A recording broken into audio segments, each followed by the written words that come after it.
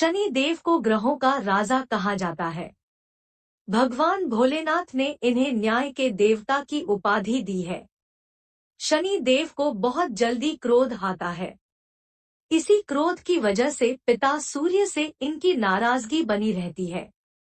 इनके क्रोध से सभी बचने की कोशिश करते हैं, वरना व्यक्ति पर मुसीबतों का पहाड़ टूट पड़ता है।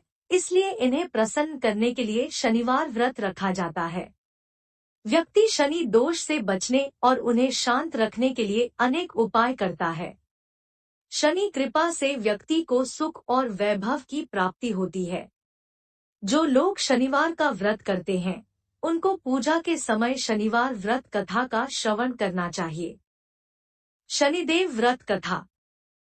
एक बार सभी 9 ग्रहों सूर्य, चंद्र, मंगल, बुध, बृहस्पति, शुक्र, शनि, राहु और केतु में बहस हो गई। कौन सबसे बड़ा है? आपस में लड़ने के बाद सभी देवराज इंद्र के पास पहुंच गए। इंद्र असमंजस की स्थिति में निर्णय नहीं दे पाए, परंतु उन्होंने सभी ग्रहों को सुझाव दिया कि पृथ्वी पर राजा विक्रमादित्य ही इसका फैसला कर सकते हैं, क्योंकि वो बहुत ही न्यायप्रिय राजा है। सभी पृथ्वी पर राजा विक्रमादित्य के पास गए और अपने आने का कारण बताया। राजा उनकी समस्या को सुनकर बहुत परेशान हो गए। उनका चिंतित होना लाजिमी था, क्योंकि जिसको भी किसी से छोटा बताया तो वही गुस्सा कर जाएगा।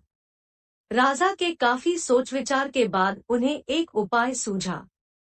उन्होंने सुवर्ण, रजत, कांस्य, पीतल, सीसा, रांगा, जस्ता, अभ्रक और लौह से 9 सिंहासन का निर्माण करवाया। उन्हें उपर्युक्त क्रम में रख दिया गया।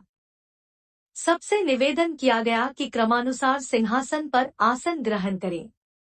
शर्त रखा गया कि जो सबसे अंतिम में सिंहासन पर आसन ग्रहण करेगा, वही सबसे छोटा माना जाएगा, जिसकी वजह से शनि देव सबसे बाद में आसन प्राप्त कर सके और सबसे छोटे कहलाए। क्रोध के आवेश में आकर शनिदेव ने सोचा कि राजा ने यह सब जानबूझकर किया है। कुपित होकर राजा से कहा कि राजा, तू मुझे नहीं जानता। सूर्य एक राशि में 1 महीना, चंद्रमा 2.25 महीने 2 दिन, मंगल 1.5 महीना, बृहस्पति 13 महीने, बुध और शुक्र 1-1 महीने विचरण करते हैं, लेकिन मैं 2.5 से 7.5 साल तक रहता हूँ। मैंने बड़े बड़े का विनाश किया है। श्री राम की 7.5 आने पर उन्हें जंगल जंगल भटकना पड़ा और रावण की आने पर लंका को बंदरों की सेना से परास्त होना पड़ा। क्रोधित शनिदेव ने राजा से कहा कि अब आपको सावधान रहने की जरूरत है। इतना कहकर शनि देव कुपित अवस्था में वहां से चले गए। समय गुजरता गया और कालचक्र का पहिया घूमते हुए राजा की 7.5 आ ही गई। तब शनि देव घोड़ों का सौदागर बनकर राजा के राज्य में गए। उनके साथ अच्छे नस्ल के बहुत सारे घोड़े थे। जब राजा को सौदागर के घोड़ों का पता चला तो अश्वपाल को अच्छे घोड़े खरीदने के लिए भेजा। अश्वपाल ने कई अच्छे घोड़े खरीदे। इसके अलावा सौदागर ने उपहार स्वरूप एक सर्वोत्तम नस्ल के घोड़े को राजा की सवारी हेतु दिया। राजा विक्रमादित्य जैसे ही उस घोड़े पर बैठे वह सरपट वन की ओर भागने लगा। जंगल के अंदर पहुंचकर वह गायब हो गया। भूखा प्यास की स्थिति में राजा जंगल में भटकते रहे। अचानक उन्हें एक ग्वाला दिखाई दिया, जिसने राजा की प्यास बुझाई। राजा ने प्रसन्नता में उसे अपनी अंगूठी देकर नगर की तरफ चले गए। वहां एक सेठ की दुकान पर पहुंचकर उन्होंने जल पिया और अपना नाम वीका बताया। भाग्यवश उस दिन सेठ की खूब आमदनी हुई। सेठ खुश होकर उन्हें अपने साथ घर लेकर गया।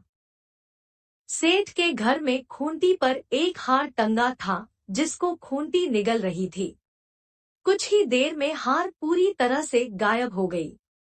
सेठ वापस आया तो हार गायब था। उसे लगा कि वीका ने ही उसे चुराया है।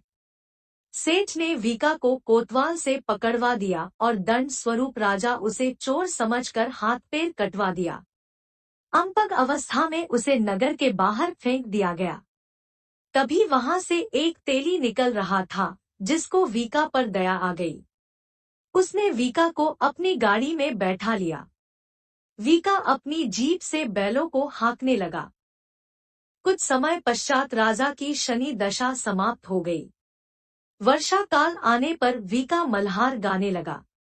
एक नगर की राकुमारी मनभावनी ने मल्हार सुनकर मन ही मन प्रण कर लिया कि जो भी इस राग को गा रहा है, वो उसी से ही विवाह करेगी। उन्होंने दासियों को खोजने के लिए भेजा, परंतु वापस आकर उन सभी ने बताया कि वह एक अपंग आदमी है। राजकुमारी यह जानकर भी नहीं मानी और अगले दिन ही वह अनशन पर बैठ गई। जब लाख समझाने पर राजकुमारी नहीं मानी, तब राजा ने उस तेली को बुलावा भेजा और वीका से विवाह की तैयारी करने के लिए कहा गया।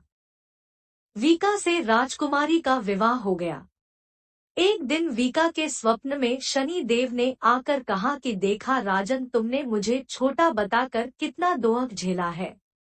राजा ने क्षमा मांगते हुए हाथ जोड़कर कहा कि हे शनि देव, जैसा दोहक मुझे दिया है, किसी और को ऐसा दुख मत देना।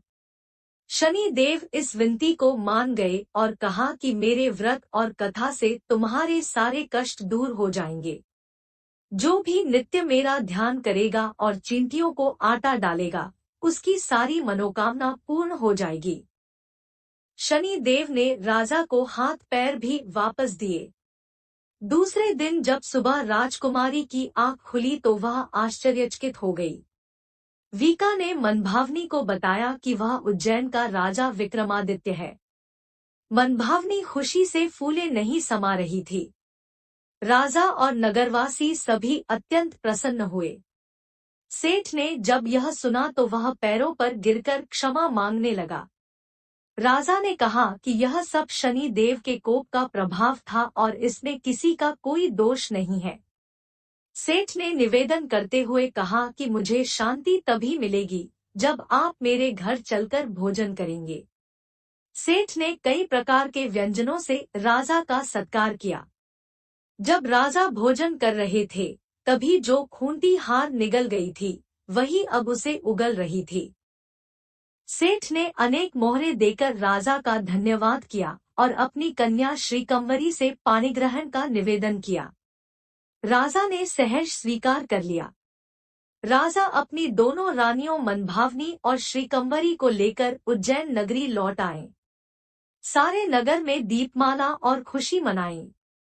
राजा ने घोषणा करते हुए कहा कि मैंने शनि देव को सबसे छोटा बताया था, लेकिन असल में वही सर्वोपरि है। तब से सारे राज्य में शनि देव की पूजा और कथा नियमित होने लगी। सारी प्रजा के बीच खुशी और आनंद का वातावरण बन गया। शनि देव के व्रत की कथा को जो भी सुनता या पढ़ता है, उसके सारे दोहक दूर हो जाते हैं।